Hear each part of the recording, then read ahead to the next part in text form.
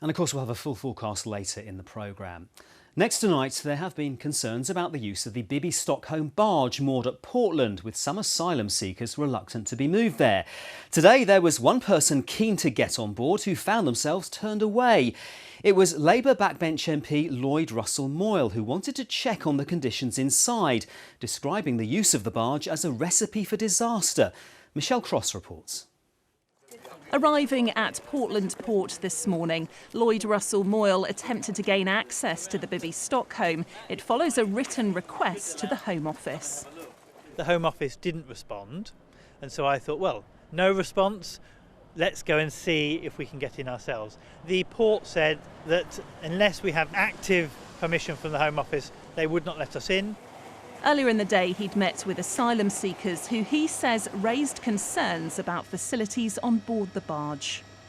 They tell me that the basketball has been taken away from the basketball court and that there are no educational facilities whatsoever on the boat. All they do is get out of bed and eat, go back to bed, get out of bed and eat. That is no way for 100 people, let alone 500 people, to be treated. It is a recipe for disaster.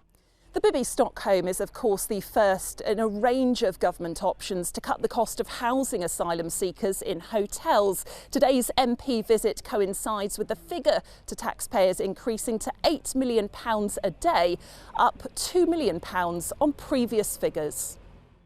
Also attending today, the Mayor of Portland, who lost a High Court battle after claiming the Home Office broke the law by not applying for planning permission for the barge. How do you feel about today's MP visit? I'm actually encouraged because it's the first real attention that we've had from Parliament to what's going on here. It's been a difficult time.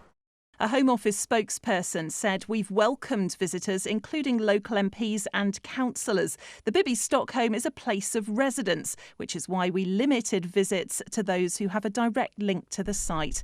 Michelle Cross, BBC South Today on Portland.